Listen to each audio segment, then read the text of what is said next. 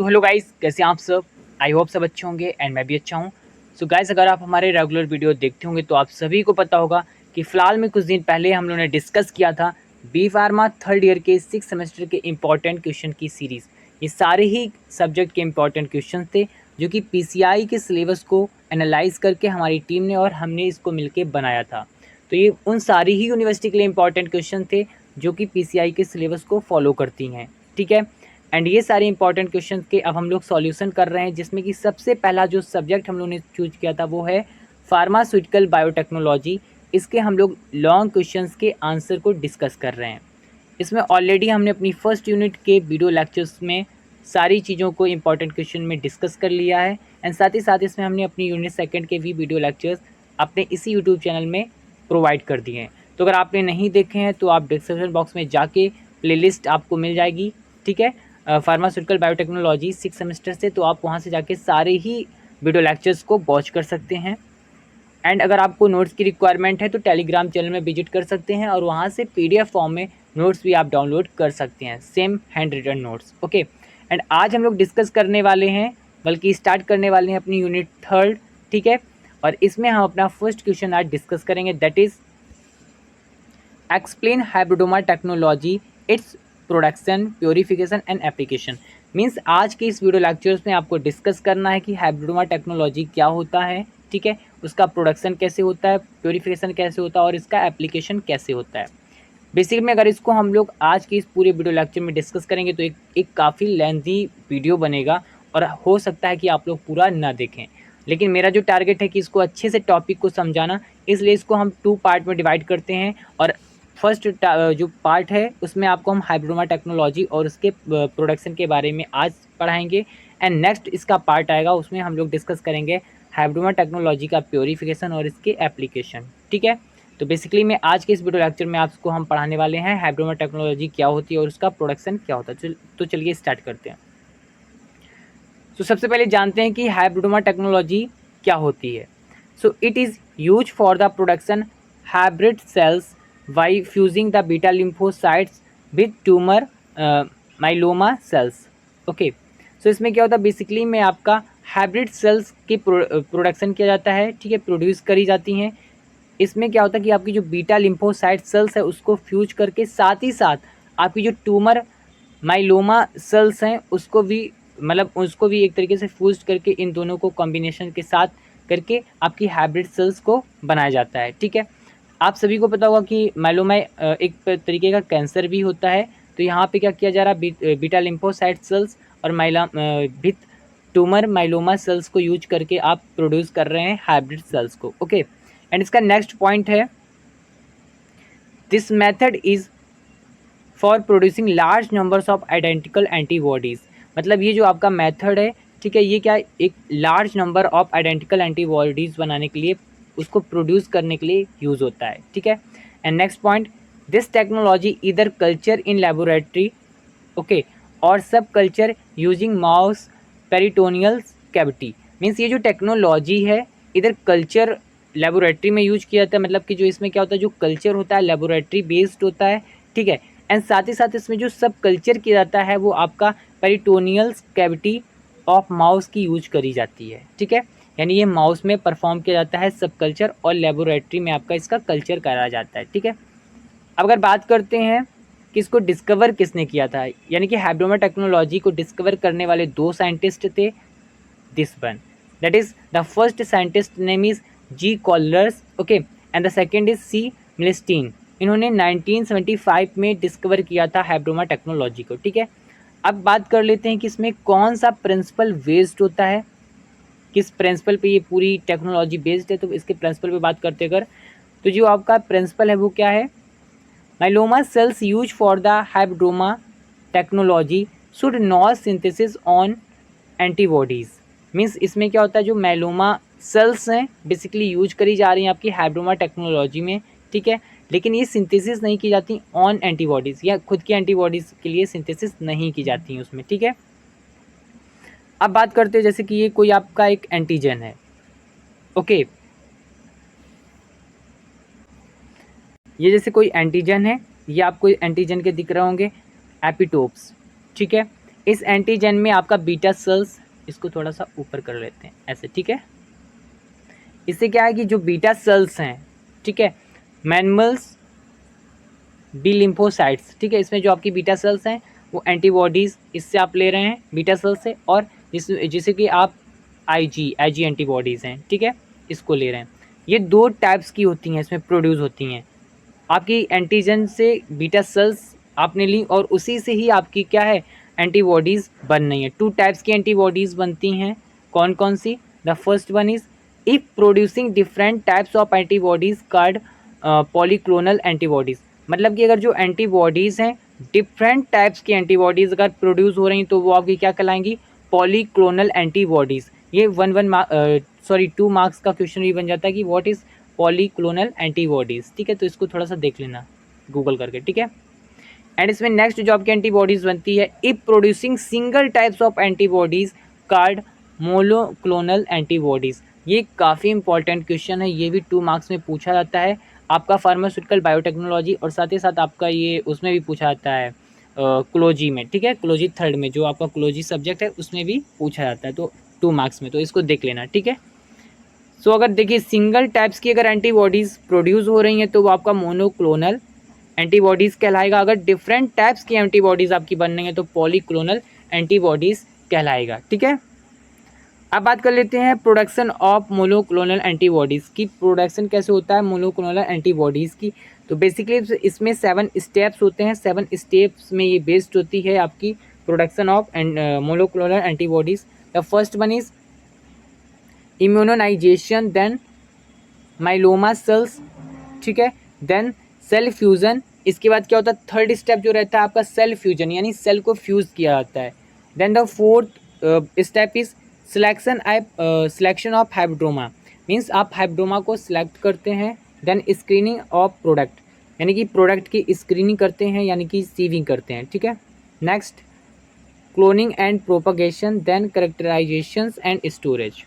Okay, so सबसे पहले step की बात करते हैं अगर, the first step is immunisation. तो इसमें क्या होता है कि सबसे पहले अप्रोप्रिएट एंटीजन आप लेते हैं और वो एनिमल्स में इंटर करते हैं, यानी कि एनिमल्स को उसको देते हैं, ठीक है।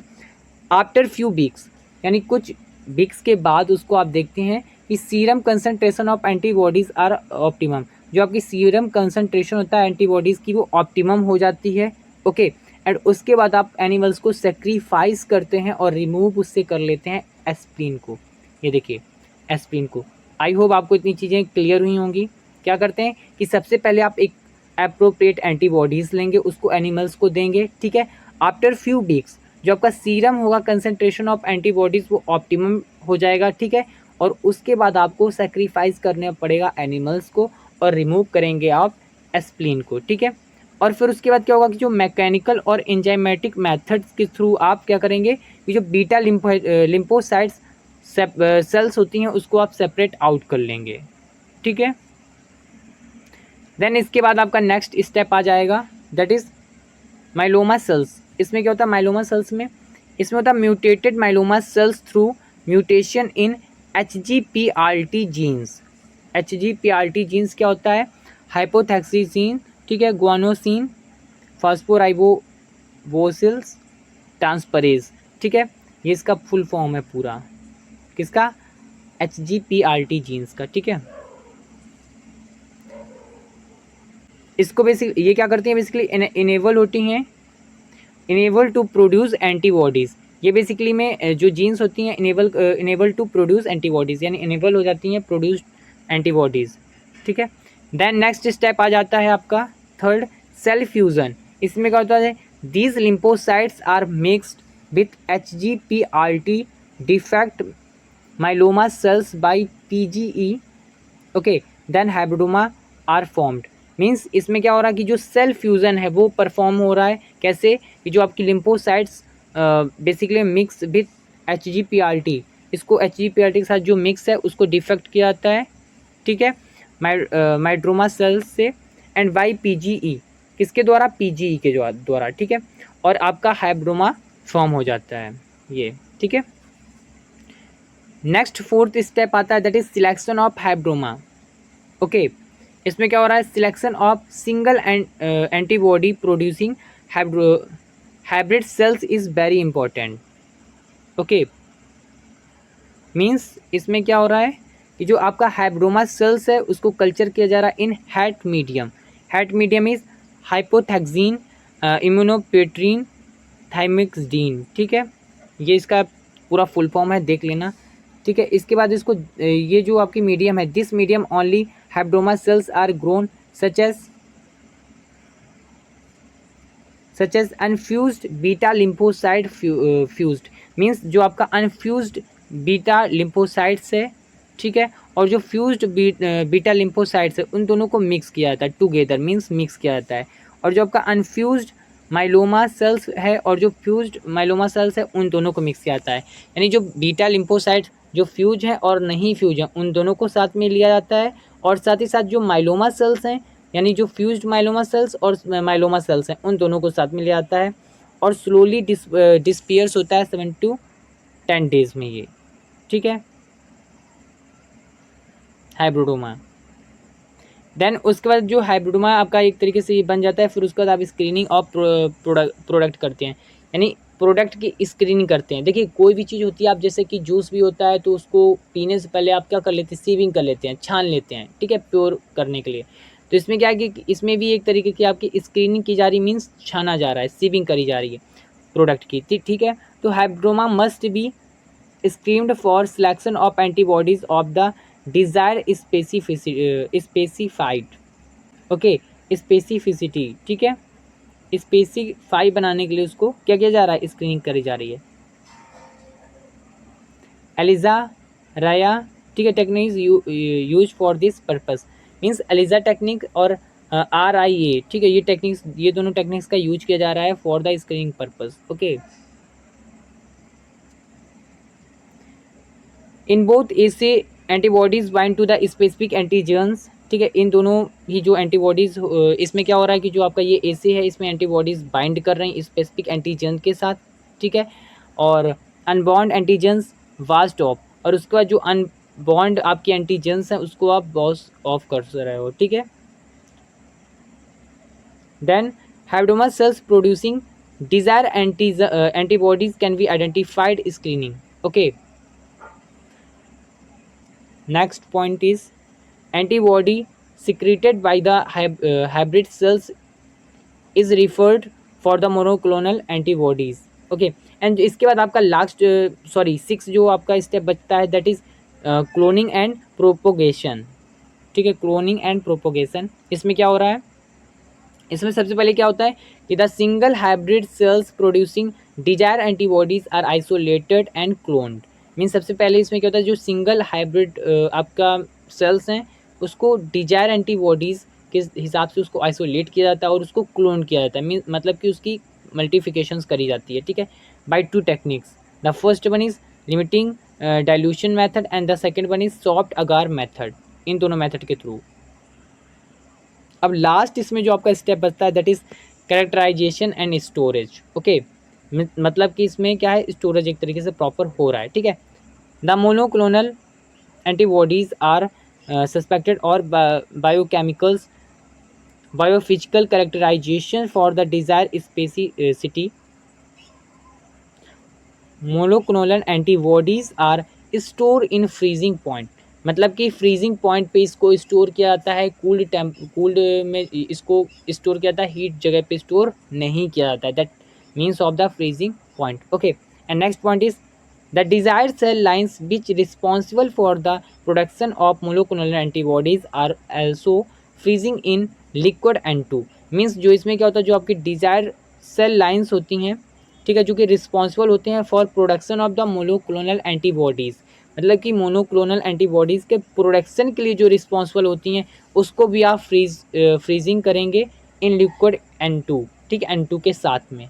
ठीक है, तो आई होप आपको ये सारी चीज़ें समझ में आई होंगी, और कल के वीडियो लेक्चर में हम लोग डिस्कस करेंगे इसके प्योरीफिकेशन ऑफ हाइब्रिडोमा। ठीक है, and next application of hybridoma technology. ठीक है, सो अगर आपको आज का ये वीडियो समझ में आया है, थोड़ा भी अगर नहीं आया तो भी आप कमेंट करके मुझे बता सकते हैं। एंड साथ ही साथ अगर आपको वीडियो लेक्चर्स अच्छा लगा तो प्लीज़ मेरे चैनल को सब्सक्राइब कर दीजिए, वीडियो को लाइक कर दीजिए, और अगर आपको नोट्स की रिक्वायरमेंट है तो आप टेलीग्राम चैनल को ज्वाइन कर सकते हैं और वहाँ से डाउनलोड कर सकते हैं पीडीएफ फॉर्म में।